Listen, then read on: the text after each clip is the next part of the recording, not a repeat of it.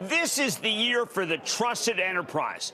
And there are a lot of companies, frankly, that we do not trust, Mark. Can you give me an example of someone who we were suspicious of that you basically explained what they can do and we now trust? Well, Tim, you're right. All of us need to be able to ask that question, is trust our highest value? And that is something that we have to ask ourselves personally, but organizationally as well. And then we have to operationalize that value into our organization. And, you know, here at Dreamforce, we're actually using Robinhood as an example. You know, they're a great company run by an incredible CEO. You know the CEO very well, Vlad Tenev.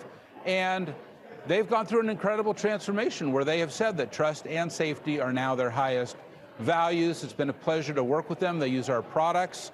They've transformed how they work with their customers based on that premise. And it's an example that all of us can change in a moment, and we can shift how we're running our company, and we can assess what our core values are. You know, it used to be, Jim, I would go to Detroit and I would read that quality is job one.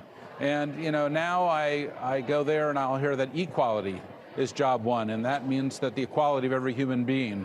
And at Salesforce, trust is job one.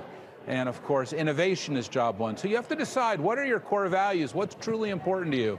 This is incredibly important for every single organization. Well, in Trailblazer, you talk, it's just an amazing book. You talk about the idea of the activist CEO, but also all the stakeholders, and that if you don't listen to your own people, you will be brought down. We have talked about Facebook. Facebook has a lot of smart people, good people internally. How come they haven't been able to rise up and change the culture themselves?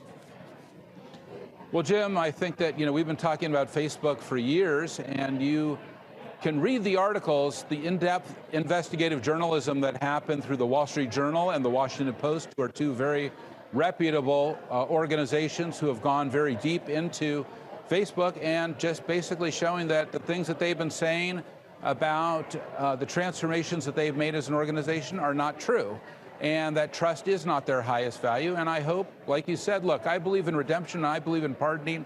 I hope that one day they'll make the change, but today, wow, it's just unacceptable to see this kind of behavior in such a large and important company like that. Don't miss a second of Mad Money. Follow @JimCramer on Twitter. Have a question? Tweet Kramer. #MadTweets. Send Jim an email to madmoney@cnbc.com or give us a call at 1-800-743-CNBC. Miss something? Head to madmoney.cnbc.com.